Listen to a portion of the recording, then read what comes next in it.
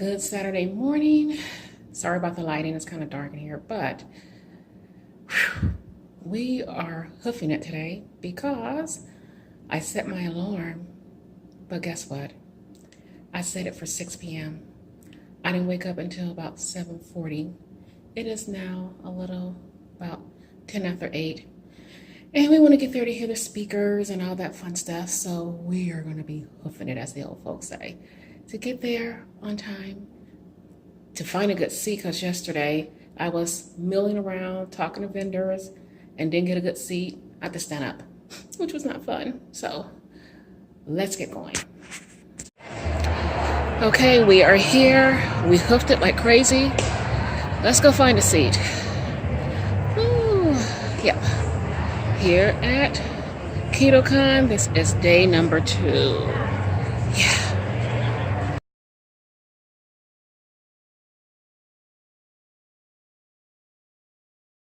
Only a few of you? Okay. Thank you for coming to this speech so early on a Saturday morning. Really appreciate it. Super excited to be here. First of all, by raising hands, how many of you followed me on my journey from Fit to Fat to Fit back in 2011, 2012? Okay. Small amount of you, which is awesome. You guys can take a nap. You guys already know the story. Everyone else, you're in for a treat. So I want to talk to you guys today a little bit about what Fit to Fat to Fit is, for those that don't know, why I did it, what I learned from it, and what you can learn from it, because this whole talk for me is to talk about the mental and emotional side of fitness, because you could come to a conference like this and gain all of the knowledge, learn all the science in the world about the ketogenic diet, but none of that matters if you don't know how to overcome your own mental and emotional challenges to make this a true lifestyle change.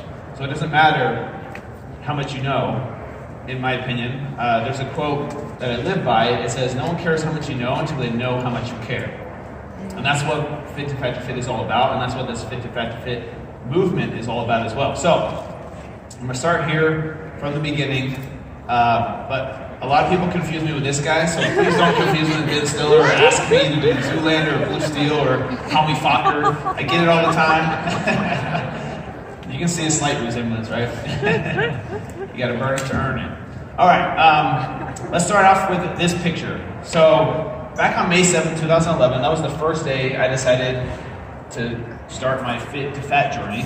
But let me tell you a little bit about this guy. So back then, for most of my life, I was in shape. I grew up in a family of 11 brothers and sisters. We all played sports. I played football and wrestling from a very young age, and we were all active. And so for me, I never knew what it was like to be overweight. And for me, it was easy, in a sense, to look this way, because I was always this way for the most part. I mean, I wasn't born looking like that. I wasn't born tan and coconut oil on my body and manscaped.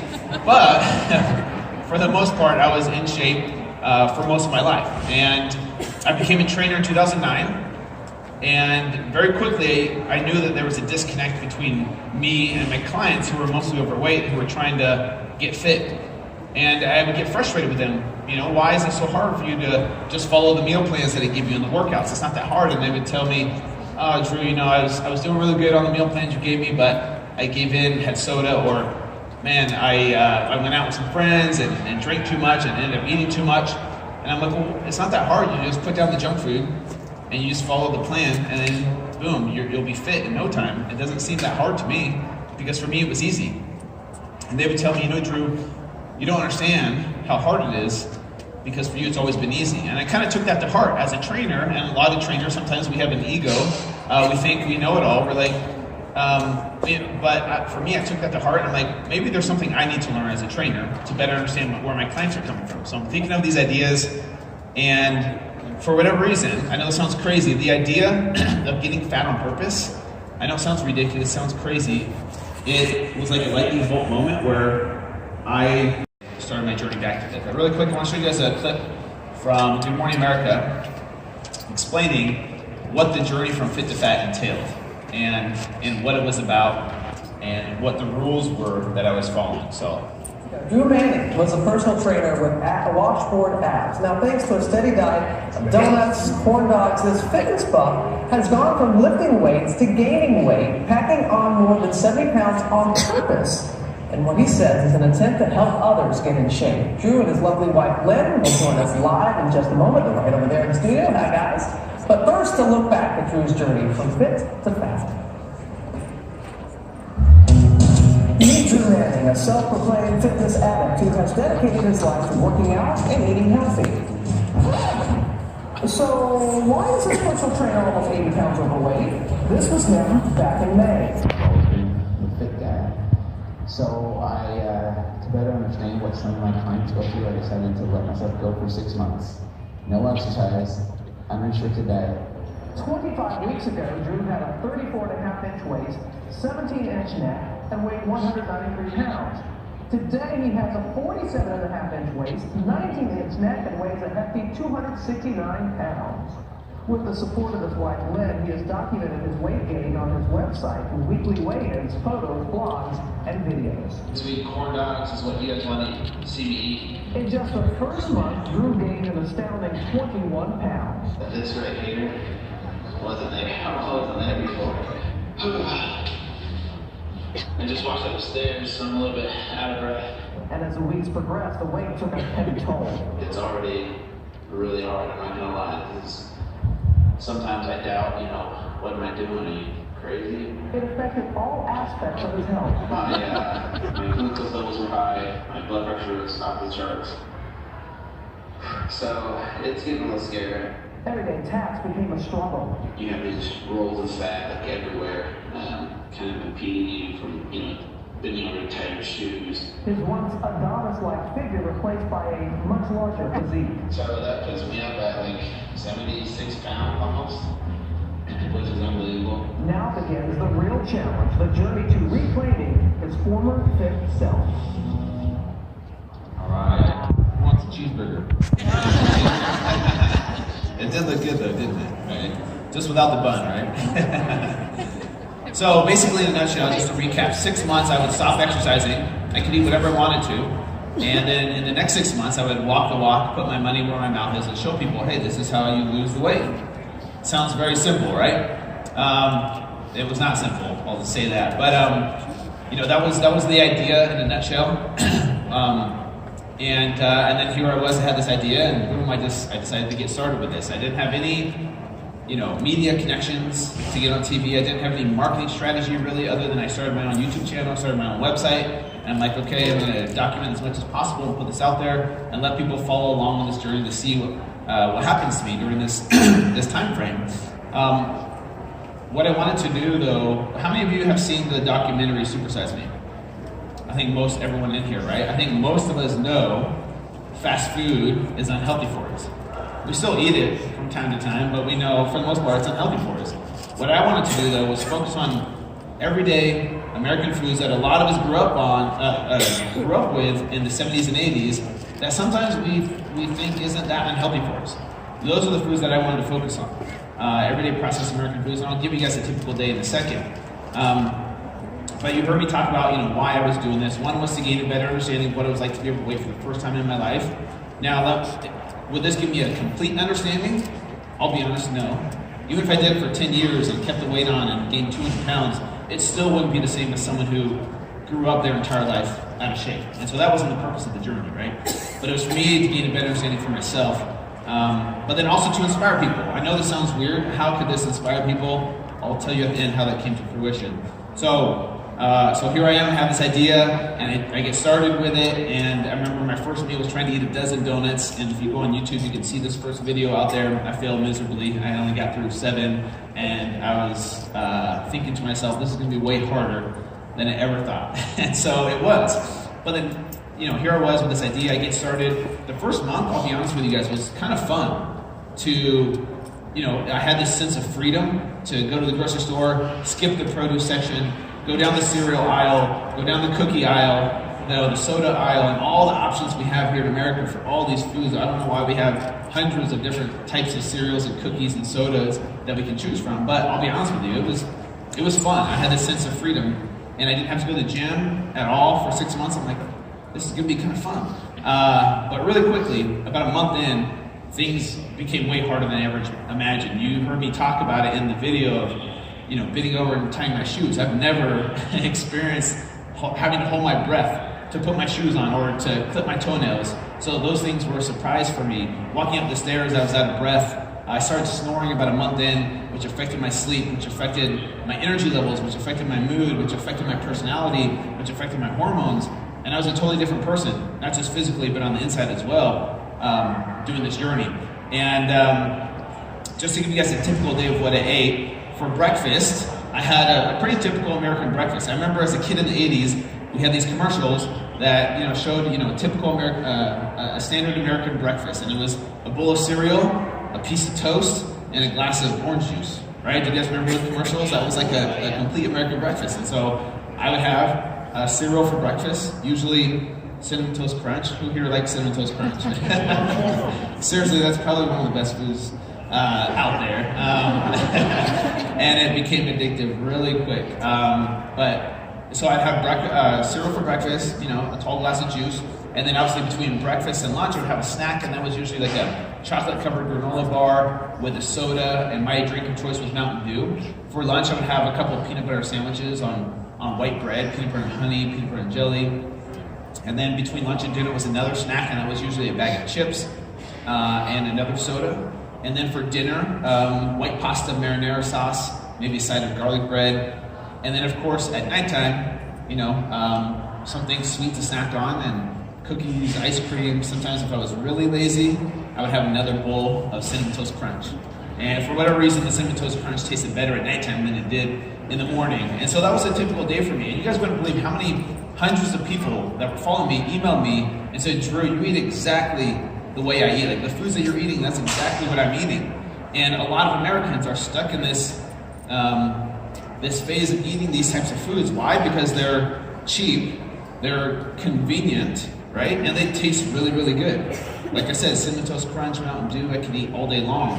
And these types of highly processed foods that, for me, for my parents to feed 11 kids, we had to eat those types of foods, peanut butter sandwiches for breakfast, lunch, and dinner sometimes, right?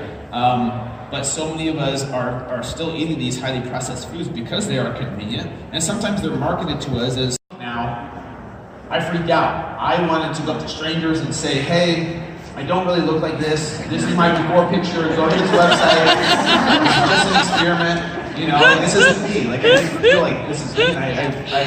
I just wanted to tell people, like, this is just an experiment. And it was really hard for me. I dealt with lack of self-confidence and self-esteem. I was married at the time, and I would cover up stepping out of the shower in front of my wife. And, I didn't want her to see me naked. I didn't want to see myself naked. And so it affected me so much more on the mental and emotional level than it did physically. And that's where the greatest lessons were learned for me going through this journey was on the mental and emotional side, and it clicked for me how much of transformation is mental and emotional, right? So we think it's so much physical, we think it's so much just about the physical side of weight loss. There's so much more to it on the mental and emotional side, and that's where I learned some valuable lessons. I remember one time my daughter, who was 2, wanted to run around the house and play with me, and I was trying to chase her. And I was exhausted from working all day. I had a full-time job in the medical field during this journey, by the way. And so I came home from work, trying to chase her.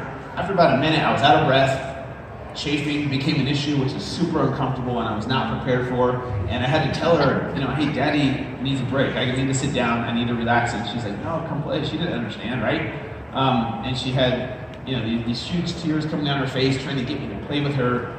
And it broke my heart. How many millions of people can't play with their kids or their grandkids? Not so much because of their weight, but because of their health. And for me, it broke my heart. And I started to realize how much of this journey is becoming an emotional journey than just a physical one. And so, but that's what my book goes into, those lessons that I learned on the mental and emotional side. I'll get into that in a second. But here I was, my goal was to gain 50 pounds. I ended up gaining 75 pounds, which was way heavier than I thought I would get, and it surprised a lot of people as well. The media started to learn about what I was doing. They're like, who's this crazy trainer that's getting fat on purpose? Let's have him on. So I'm going to show you guys a clip from Dr. Oz. And the reason I want to show this clip is because if you followed me on YouTube or my website, you saw the physical changes going on the outside week to week. You could see that transformation. But I want to show people what was happening on the inside. When you live this type of sedentary lifestyle, eating these highly processed foods, what does that do to our insides? And so Dr. Oz, before I play the clip, his producers actually challenged him to do something similar for 30 days. They wanted Dr. Oz to do a mini Fit to Fat and then do an episode on what he experienced. And he talks about it in this clip. You know, we'll do an experiment on him. So anyways, let's roll this clip. Alright, listen, I want everyone to understand what really happened when you eat a diet like this. You know, we don't have historical blood tests. We didn't have statistics done at that time. So we're going to assume you were pretty healthy because you look like you did when you first started this all. So how about we're going to do this? I got some oral things for you. Sure. And I think it's a big and clear. We started you at 193 pounds. Is that right? Yeah. That's the first measurement you made about 6 months ago. Correct. Right. And that's your body mass index calculation. Therefore, was 24.8, which is normal. And for guys muscular as you are, you didn't have any excess fat. Yeah. So go ahead and put these gloves on. I'm going to walk you through. I'm going to give you your vitals today. Okay. So your body mass index now is 34. Really? 34 from 24 Yes. You're obese. Not overweight, obese. Okay. And at risk for major complications. Okay. I'm going to walk you through what those complications are. Okay. Liver function. The normal numbers we look for liver function tests is an enzyme value less than 40. Okay. A month ago, yours was 66. It means your liver has been beaten up so much by the standard American diet, the SAD diet, that it has actually been tortured into submission, and now it's inflamed. Okay. And almost certainly has fatty infiltrates. Let me show you what that looks like on the inside. This is what your liver normally looks like. It's your largest organ. So I want to cut it through here, like this, and give you little slices of it. This is what it looked like 6 months ago. Okay. This is what it looked like. Really? Excessive amounts of fat stored in there. Well, you're heading towards cirrhosis. These numbers stay that way. Well, now the good news is you still have the opportunity to turn that back around. And something else, we have some numbers on your kidney function from a month ago. Okay. And there's a number we use to figure out how well the kidney's filtering fluids. You want the number to be a big number? Yeah. Right? Your GFR, which is the number we use, is normally above 80. Today it's 72. But it's been hurt. And here's again, the kidney normally looks like this. It's just plump. Almost, I call it voluptuous. You may have a different term for it, but it's just full. It's robust. It looks like it could filter. Let me show you what happens to kidneys after high blood pressure, scarring, and obesity. Really? So here's the aorta, right? You see the inside's gotten disease like this. You see the plaque in there? Yeah. And these plaques go into the kidneys, and they kill the kidneys. That's scary. So what you've done for 6 months, and this is why I was so fearful of doing it. I don't remember having to fight this bigger fight anyway with my staff. Yeah. I didn't think I could do this show if I did what you were doing. Yeah. And after seeing you, I'm concerned. With Lynn's testimonial over there, really concerned over that. Yeah. So this is bad stuff. And I must say, I commend you. You risked your life to make the point. But the question is, what else have you learned about yourself, about this diet, about what you want to share? Now you've been where your clients have been. What do you want to share with them? I'll share what I learned at the end. But the reason I want to show this clip was because so many of us focus on the outward appearance during your transformation. You know, how much weight are we going to gain? How much weight are we going to lose? You know, if I eat this cheeseburger with fries and a soda, I'll gain weight. If I eat this salad and water, I'll lose weight. But what we forget to look at is how this food affects us on the inside, how it affects us from a medical perspective. And I think a lot of us overlook that. I think a lot of you here, though, are very well educated and have that knowledge, and you understand how this food affects you at the cellular level. But the majority of Americans look at food as weight gain or weight loss. And so I wanted to show this clip because we don't realize, if we eat Cinnamon Toast Crunch, for example, it's not like all of a sudden our liver hurts or our kidney hurts, right? We don't feel it instantly in our bodies. It sneaks up on you over time. Right? And that's what's scary about this is you don't realize it until sometimes something hits you. You have a medical issue and you go to the doctor and like, boom, okay, type 2 diabetes, you got to make some changes. But if you would have made those changes beforehand, you could have prevented it. And so sometimes we overlook that part of transformation. We just look at how is this going to affect my physical appearance, right? Is this going to help me lose body fat? Is this going to help me look skinny? And we overlook what the food does to the insides of our body. And so that's why I wanted to show this. You can see the difference between the liver and the kidneys. And sometimes I wish it was instantaneous, right? We eat these processed foods and it hurts instantly. but that's not the way it happens. And so it was very eye-opening for me and for a lot of people to see, you know, how quickly your body can change. And just this was just 6 months. Imagine if I was living this way for 6 years or 6 decades, eating these types of foods, what that does to the insides of our body. And it's really scary. I'm not saying you can't ever have those foods again, but just to be aware of what you're putting inside your body and how it affects your insides more so than your outsides. So here I was on the Dr. Oz show, 75 pounds overweight. This was a few days before I was going to make the transition back to fit. And I'll be honest with you guys, I was scared. I had doubts because I've never been overweight. And I'm like, okay, I hope this works. I have all these people following me. I hope I can get back to fit. But I really had my doubts. I'm like, I've never had to lose this much weight before. But the thing that kept me motivated was knowing that there was people that were going to do this journey with me. So what I did is I put the, all this was on my website. People could follow everything I did every single day for 6 months to see what I was doing. Because I didn't want it to be a secret. Like, oh, what's Drew doing that's helping him get back to fit? I wanted to put it out there so everyone could see exactly what I was doing every single day so that people could join me. So I wanted, I had 75 pounds to lose. People had weight to lose. I'm like, let's just do this together. And you can see what I do every single day. And so what I did actually the first 30 days, you guys, I skipped exercise completely.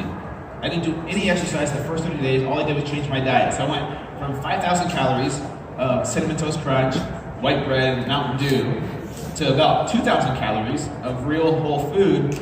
And those first 30 days, I lost 19 pounds. All my blood work went back to normal levels. Just to give you some numbers, my blood pressure was 167 over 113. And everything else was in the red. My testosterone was in the low 200s, which if you're a 30-year-old male, it sucks to have low testosterone. But that's another thing we don't realize is how food affects us on the hormonal level. And so I was feeling pretty miserable around this time. But yes, in 30 days, no exercise, just changing my food. I want to show people the power of nutrition, and that was great. I lost a little bit of weight. I was feeling better already. But I'll be honest with you guys, the first 2 weeks sucked really bad.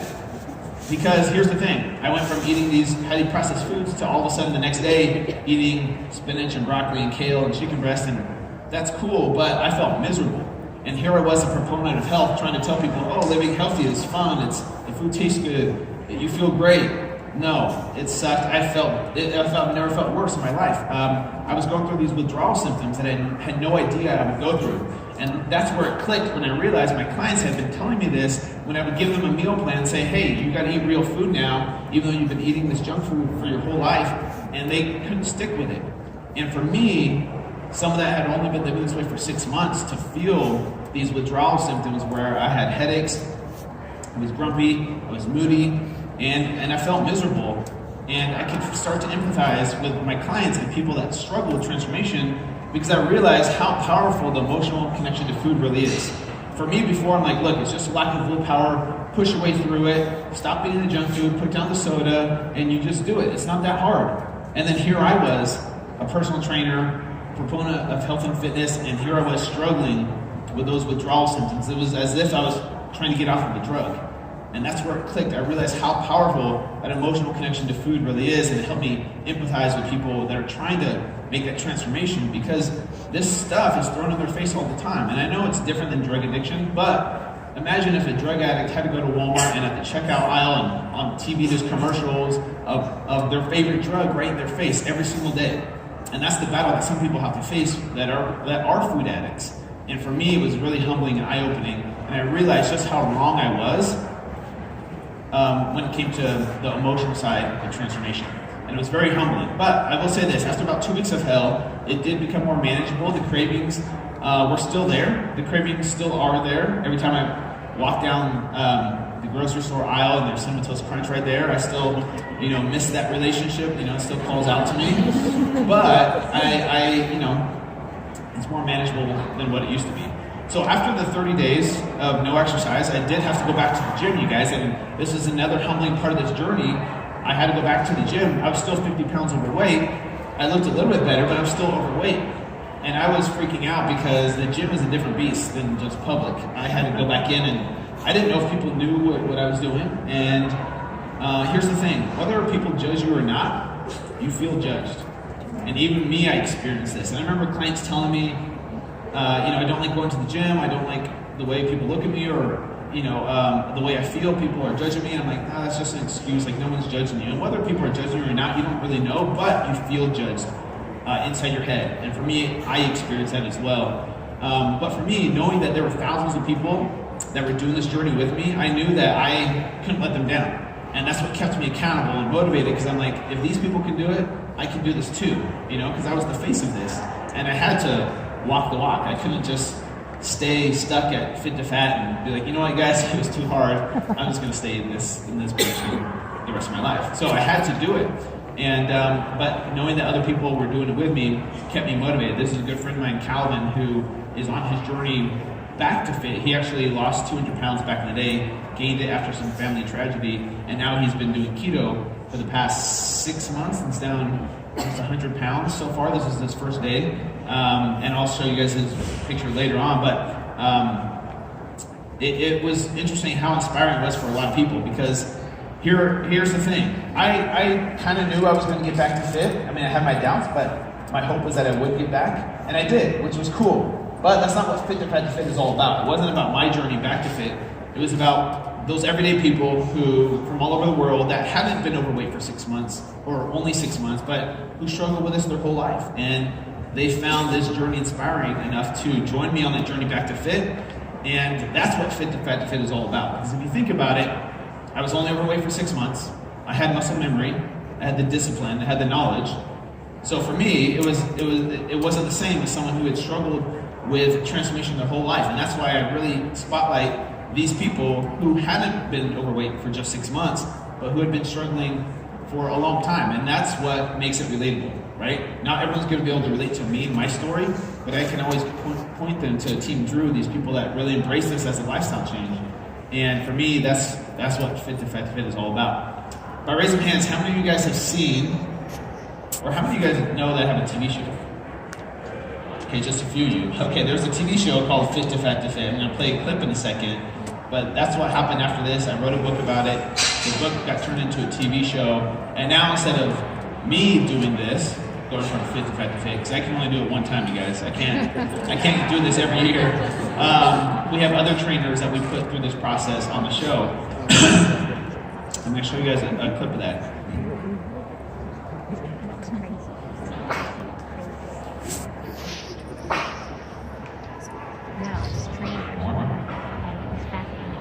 The trainers that I've had don't understand what that person goes through. Eat less and work out.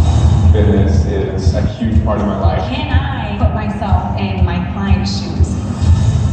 My goal is to gain 60 pounds. And lose it with you. Oh my God. It breaks my heart that you're doing that to yourself. Because I know what it's like. It sucks. Never been to that. He's never had food addiction. I don't know why this is so hard. Holy cow! Now do somebody with me, and you can feel her pain. This is my last hope at changing my life. Before this journey, I was judgmental. Now Ray is my inspiration.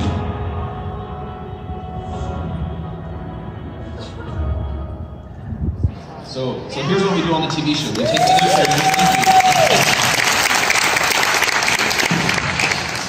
So here's what we do on the TV show. We take other trainers who were like me, who were kind of self-obsessed, who looked really good, that were judgmental, and we put them through this process. And they think it's going to be easy, right? Yeah, just eat a lot of junk food, gain the weight, and then lose it. Boom, you're done. You just watch the TV show, you see how humble these trainers are. They come out of this more empathetic, they have more respect for their clients, and they have a better understanding. Not a complete understanding, but a better understanding. And so that's what this whole Fit to Fat to Fit movement is about, is bridging this gap that exists between skinny, fit people who are genetically blessed. They work hard to look this way. Talking about the science behind the ketogenic diet, and I didn't realize there was so much scientific research being done on this ketogenic diet. And so here I am, a self-experimenter, right? I'm like, I got to try this out. And, my performance in the gym was about the same as it was before. I was doing mostly CrossFit. But the thing that I noticed for me was the improvement in cognitive function and mental clarity was like night and day from before. And I went from eating 6-7 meals a day to eating once or twice a day and feeling optimal. My digestion was better. And for me, that's why I fell in love with the keto diet. Not so much because I lost body fat or I got more ripped or shredded.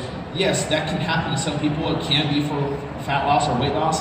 but for me it was more so nutrition for my brain, and that's why I fell in love with the ketogenic lifestyle and am a huge proponent of it. I wish I had known about keto back when I did Fit to Fat to Fit, but I didn't really know about it. Had I done that, maybe I would have lost the weight quicker or would have felt a lot better, because there were times where I did kind of feel hungry and not as sharp mentally when I was doing my journey. I wasn't starving myself. I was eating 2,000 calories a day, spread out over 5 or 6 meals. But I kind of wish I knew about the keto diet. I definitely won't do this again, though, in case you guys are wondering.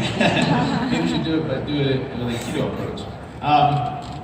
So what happened, this is actually a funny story, and I don't share this with a lot of people, but I became friends with Dr. Dom, and he was supposed to go on the Dr. Oz show, him and Dr. Josh Axe, and he talked about the benefits of the ketogenic diet. Well, he was going to be on his honeymoon, and so he said, hey, you know who would be a good replacement for me is Drew Manning. He's been on the Dr. Oz show already, you know, like, why don't you just get him on? They're like, oh yeah, we've had him on before.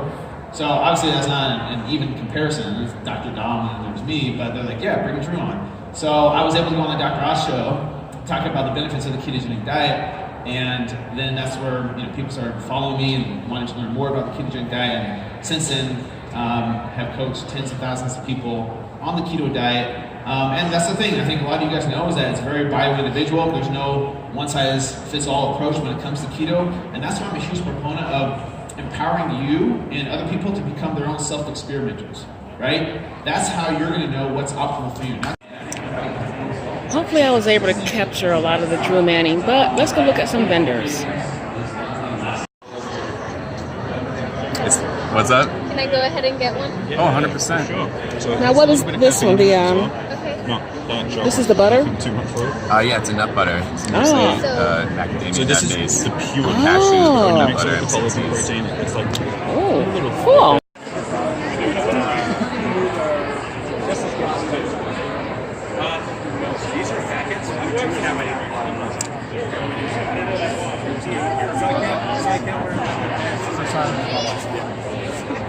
Hello. Oh my goodness, you got a lot of stuff here. Yeah, we've got a lot of products. We've got all of our dressings, avocado oil, mayo, and our dressing collagen.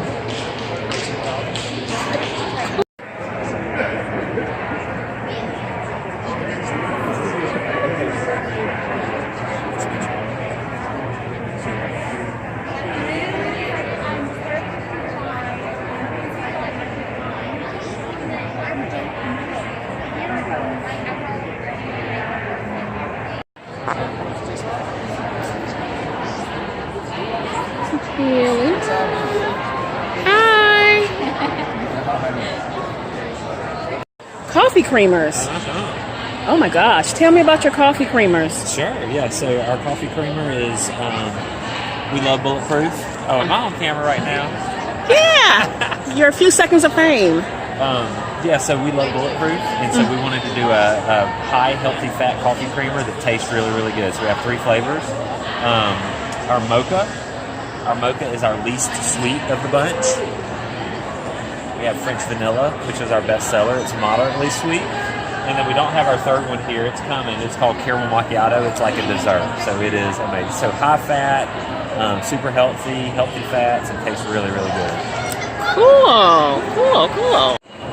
So KetoCon is amazing. There is like 3 times as many vendors as it was last year. This is crazy. Oh my God. Love it. If you have not been to KetoCon, it is worth the investment to go at least once. Okay, everyone, I am going to wrap up this video. I'm sorry about the quality of my videoing at KetoCon. I was not in the best seat, so forgive me for that. But we have tomorrow, day 3. So again, thank you so much for following me on my journey. Don't forget to like, subscribe, share, and I will be back for another full day of eating and KetoCon tomorrow. Bye, you guys.